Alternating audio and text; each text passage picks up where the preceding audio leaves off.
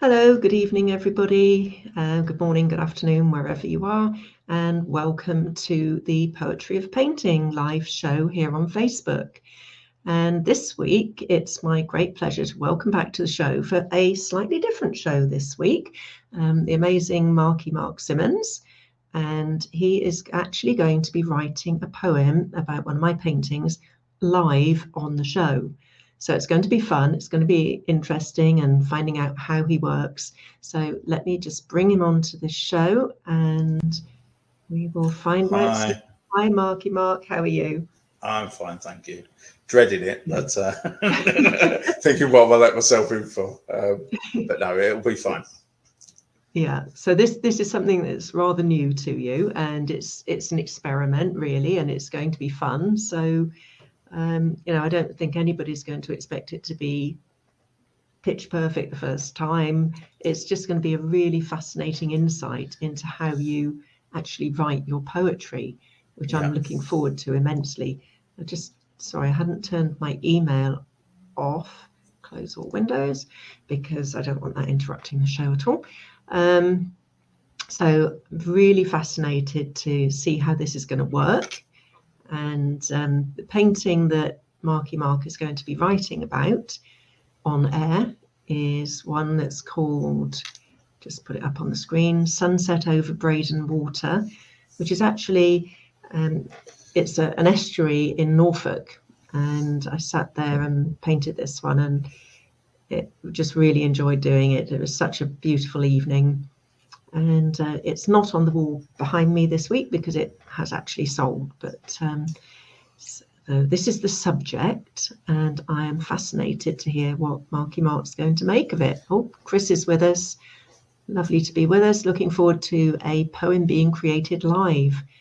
And Chris says, lovely picture. He knows the area well. Lovely. Thank you very much, Chris. I'm looking forward to hearing this poem come to life as well. So, Marky Mark, shall I hand over to you? okay, yeah, thank you.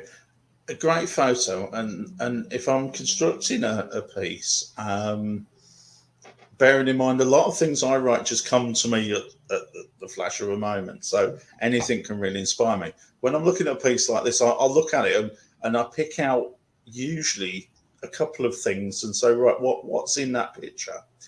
The two immediate things that strike me is the sky, and there's a track running along there. And so that would be how I start developing. The sky for me is about. It's interesting you said it was an evening, because that's a dark sky. There's a bit of, it's a yellow sky at night, so sunset, but it's dark and it's going down. And then you've got the dark, eerie bits at the back, just along that shoreline, that give an eerie feeling. So for me, this has started to feel about blackness, darkness coming in, a little bit of fear. And then that track about taking me somewhere. And actually, for me, I would go off to as you're looking at it, to the left. Mm-hmm. And for me, that would take me home. That takes me off away from all this darkness. And on that basis, it is how I would start writing. So if we look at the sky, there's several things we can do with it. And bearing in mind, my poetry schemes tend to rhyme. Now, there's no crime if they don't rhyme, and you're not a poet. It doesn't mean you're not a poet if they don't rhyme. Different people do stuff different ways. There are different forms of poetry. I'm not going to go into all of them because I really don't understand all of them. I know what I write and how I write it. How other people write it and see it is going to be very different. So I would start off with something like cold, dark night hanging across faded city at night. Yeah. So it just instantly brings that. We're trying to bring that coldness, that darkness into the poem to start getting that eerie feeling. Flickers of light breaking cloud. So again, you're picking out details that you can see within that and sharpening that detail. So flickers of light within a cloud, hidden by a dark shroud. and again, you've got this trying to conjure up that image of those flickering light, but darkness coming in, etc. I'd probably then be going on to something like shadows cast across dark water,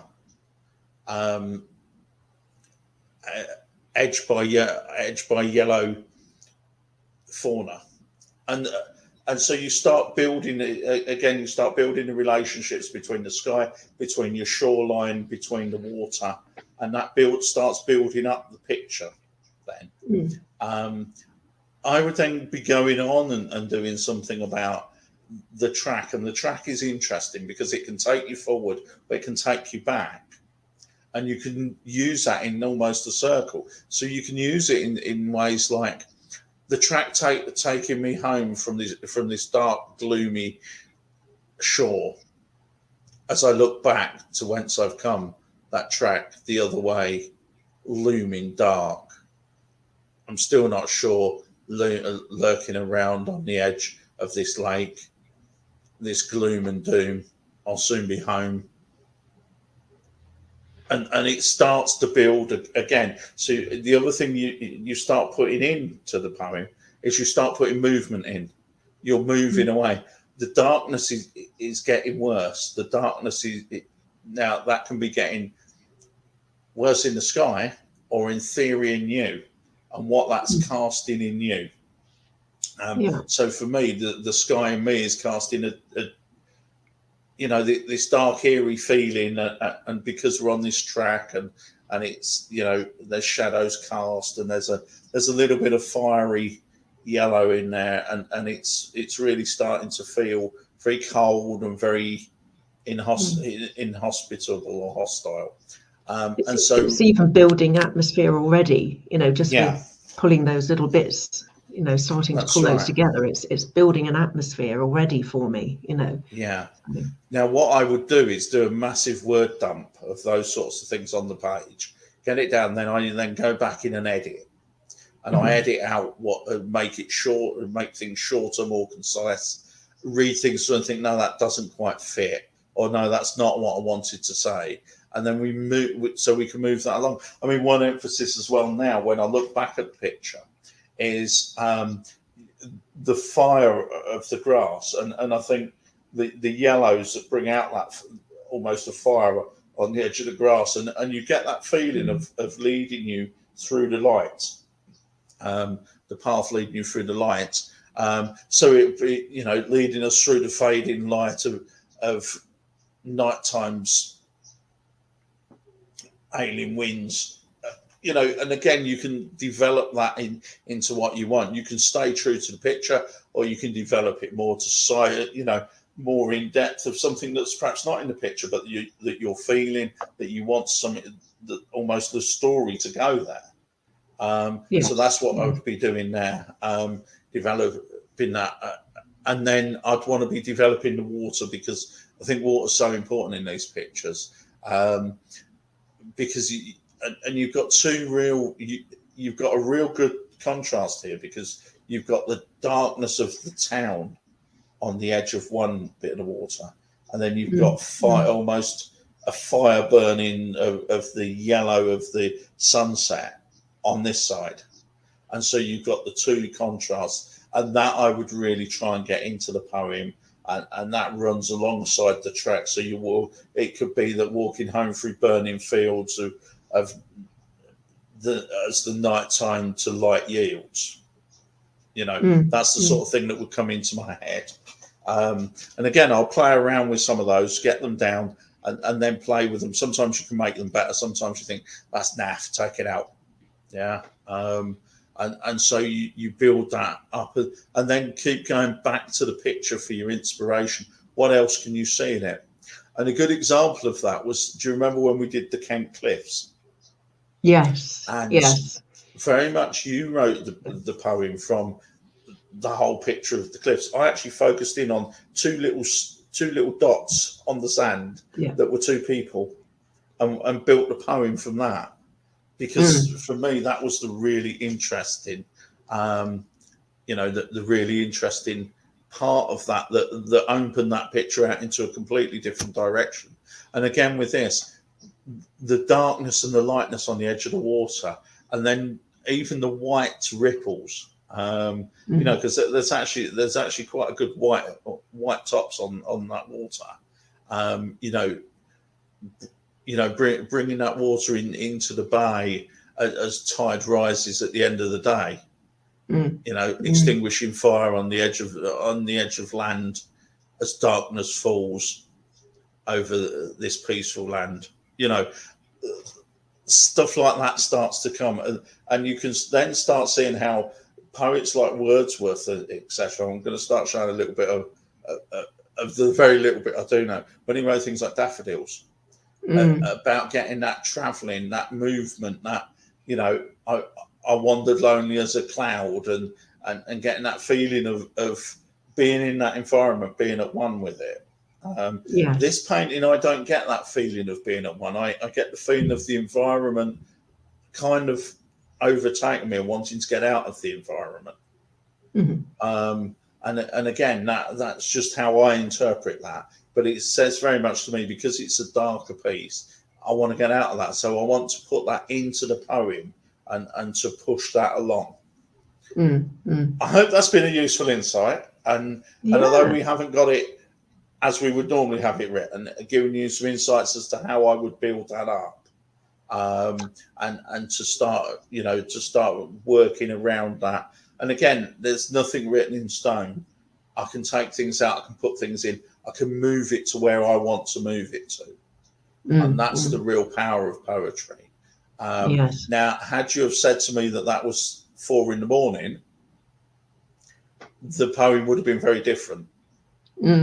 Because it would have been about, yes, being in this space that's quite hostile, etc., but waiting for that beauty of the sun rising to come through and warm the bones and things like that. So again, time and perception of time is really important in it. And so that's how I go about building them up. Often I will just play around with it in my head for a couple of days, keep looking at it, build bits and pieces. Or what does that mean? Put a couple of words together, that works, and then drop it in and write it. And then once it's written, then it's just the edit then. Edit it, play around with it, be brutal with it, take out what you don't need. To quote Bruce Lee, take out what's useful, use, what's not useful, leave. Take out what you don't need. So you're down to bare essentials, and that helps it flow a lot quicker. And it helps it work on many levels. And again, by keep going back, you see different things. You could comment about the spires poking up into night sky as though matches setting fire. There's all sorts of things you could do with that. And I hope that's been useful. It's fascinating. And do you think that your response to the painting varies day to day on your mood? Would you come up with a different story, do you think, one day from another? Or is it because you would look at it over time rather than just as one instance? I think would it you varies. Just have the one story? I think it varies. Yes, it depends on the picture and it depends on my mood. There is a picture that I was given of the Basilica in Krakow. That's a very dark, eerie painting and picture. It's in black and white, and I don't think it would ever change my outlook of that picture. It's a gloomy, eerie, Dracula-esque type picture. With this, I guess it would depend. Yes, it could depend on my mood. It could depend where I see it as well. And what I know about the painting and where I want to set it. As I say, had I not known it was early evening, I could have said, well, actually that's 4 a.m, and the sun's starting to break through. Yes. And that completely changes the picture. That completely changes where that poem goes, because it actually then becomes a poem of joy and thankfulness, or almost like the solstice, the breaking through of the sun, and the worshipping of the new part of the year. and so yeah, I would say it does, but I've also been consistent with it. So if I've started looking at it one way, I won't change it halfway through and go, no, I'll look at it that way. The way I start looking at it is the way I start looking at it. And I find when I'm writing poetry, that comes quite naturally to me, that I will take it from one view. So if I'm writing a funny piece, I'll make it funny.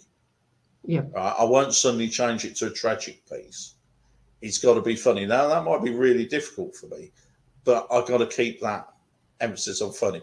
If something is quite dark, then I'll keep that as quite dark.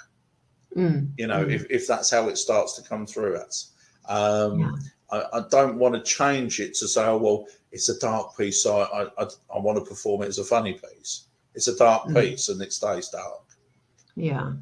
And do you think you will actually carry on and develop this into a poem, all of these thoughts that you've had about it so far?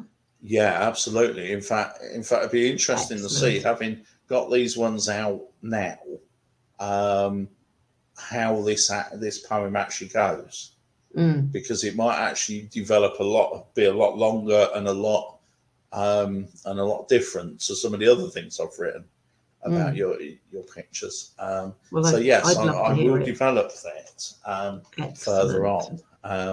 I would have written it up as we wrote it, but it's difficult to speak and write at the same time. So it's really about putting those ideas down, giving people an idea of how I link stuff together. Some stuff I'll link together and it doesn't rhyme and it doesn't make much sense. And you've got to be prepared to be brutal with your pen and go, no. Yeah. And the other thing is that use writing groups and things. I belong, although I haven't been for a long, long time, to a group called Weaving Words in Northampton. But there's all sorts of writing groups around the country. And if you can get involved with people who will give you serious critique, if you want serious critique, you don't have to. You write what you want. But if you want some serious critique and be prepared for people to go, no, that's right, I don't think that's right, I think you should have worded that like that, it would have sounded better, and things like that, then, the sky's the limit, really. Just depends what you want and your writing style. And don't ever think that because you've interpreted it in a certain way, everybody else will interpret it or you've interpreted it wrong. And what I'd like to know is some of the things I've said about that picture, whether other people saw the same in that picture as what I did. Well, if people would like to put comments on, that'd be lovely, so we can hear what they feel about the painting, what it says to them. That would be lovely, and just to compare it with what it says to you. But I mean, if you could write up that poem, I would love to hear that. And we've actually got a plan for another special show coming up with yourself and another guest coming on the show, Sammy. And maybe that would be a good night to read out the actual poem about this one. Yeah, we can do that. We can do that. And I'm looking forward to the one with Sammy when we look at some of her work and do some interpretations of that. I'm still sifting through her work as to which ones I want to do. I've got a couple of ideas. So yeah, that's actually hers is quite taxing because it's a different type of art. It's a more modern art, and it's very open to interpretation. So absolutely, can't wait. Can't wait. Yeah, I can't wait. It's certainly a challenge to do. And obviously, the thoughts that you were talking about for this poem, for this painting, you'll be able to rewatch the recording, the show, once it's on Facebook, available, and then you can actually make your notes anyway, can't you? So yeah, absolutely, absolutely. Yeah, and that's the beauty of this sort of genre, is you can go back and look through and look through and think, oh God, did I really do that, or did I say that, or that came over okay, so it really is a good medium to work in, particularly for me, because recording stuff down I can then go back to later is always the key for me. You know, and if the thought's in there, it will be gone the next minute. So I've got to do something with it. Yes. I've got to process it somehow. Absolutely. So tell us what else has been happening for you with poetry. I think you've got a few events coming up. Yeah, there's one or two. It's very quiet. As people probably know, I kind of went into hibernation for a while because of family stuff. Slowly getting back onto it. I did a piece at the Bonkers Playhouse in my new tie-dye shirt, which has been done for me by a very kind lady called Pamela. And so, and she's also doing a second short sleeve one for me as well, which is my kind of get up when I'm performing now. And that went very well. Good. Then we, on the 2nd of July, there's Ketfest going on, which is Kettering Arts Festival. So I'll be doing some stuff around there as part of Kezabel's collective, weaving words. So, you know, I don't quite know where on the town centre I'll be, but we'll be somewhere doing poetry for, you know, during the day, on and off. So if you can get down to Kettering, come and check out what's going on down there. If you just put Ketfest into Facebook, there's a whole number of events will come up there. It's regarding it. And then make sure you put something in the comments afterwards as well, just in case people forget where they need to look. And then Bonkers Playhouse again in July. It's back end of July, and again I'll put the link in for that. And it's £5 for a ticket. It's a very small. It's about a 40-seat theatre, which is lovely for doing performance poetry and things like that. It's got a bar. It's got proper lighting and things like that, and it's great. A real nice little quaint venue. Nice and intimate. Yeah, and it's a creative space, so we'll have artwork on display during the breaks and things like that, and at the beginning, so that artwork will be on display for sale and stuff, and then, you know, so we have music and poetry and a bit of storytelling and bits and pieces, so it's quite good. So I'll be doing a 10-minute slot there on the open mic, and you know, then we're hoping in October, as soon as we get some confirmation, is that we're going to be hosting a poet, somebody you know as well as I do, Skylar Winter, who's an Australian poet. She is coming over here on a tour. In fact, we ought to try and get some World Tour T-shirts made, don't we? Skylar's World Tour of Britain. And is touring with another poet from Canada as well. He's a poet come storyteller, and his name's eluding me at the moment. Jeff Cottrell is his name, and so that'll be a real gathering, because Skylar's worked with a lot of creatives in this country, mainly on Zoom. So it'd be great to meet with her in the flesh, and Absolutely. you know, hang out and, you know, a few beers and do some poetry, and what better could you want? Absolutely. It's going to be fantastic to meet her. Yeah, after all we this can time. introduce her to proper beer as well, you know. So. Oh, love it. So yeah, but that's it for the moment. I mean, there's things like you've got art in the park going on at Leamington. I don't know whether I'll be performing at that this year or not. I haven't decided yet whether I want to do that. And then later in the year, around about October time in Leamington, you've got the you'll have the poetry festival in Leamington, and obviously the big one in Northampton, probably around September time, I would have thought, is there'll be the Bardic Picnics again in Northampton, where, I mean, Kezabel Ambler's been the Bard of Northampton this year, and has done a really good job this year of pulling poetry together and putting it on the map in Northamptonshire. So they'll be holding that contest again every year. The criteria for entering is you must be within a day's walk of Northampton to enter it. So as long as you live or work within a day's walk of Northampton, and could walk into Northampton if you had to, then you would be eligible for the competition. But if not, there's open mic slots and things like that as well. It's a full day of poetry. Last year they held it at the Black Prince in Northampton. Where it will be held this year, I don't know. They have in the past held it outdoors, but we don't know yet. As soon as I hear something, I'll pass that on to people. And again, that was one I had to pull out of last year.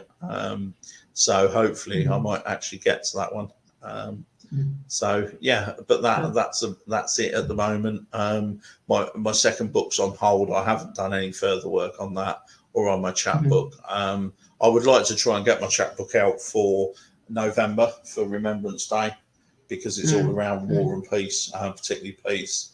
But if it doesn't happen this year, it'll happen next year. So good. Well, we've been joined by Sammy, who we were talking about earlier. Sammy, so hello, Sammy. Piquing your interest there, Sammy, about what we've been saying. But so have a listen back once it's finished, and I think you'll be happy with what we've been saying. And we're very much looking forward to a joint show with you, Markey Mark and myself. So we're getting excited about that. From the point of view of art shows, I've got my normal 2 weekly Kingston shows at the moment, which will be not this Saturday, but the following Saturday. And apart from that, no other sort of shows coming up until August, which will be the Association of Sussex Artists, and that's held towards the end of August. I'll be putting up dates for that soon, and that's at Horsham down in West Sussex. So I'm looking forward to that. And then the art fair in September. But Kingston keeps going in the meantime, which is good.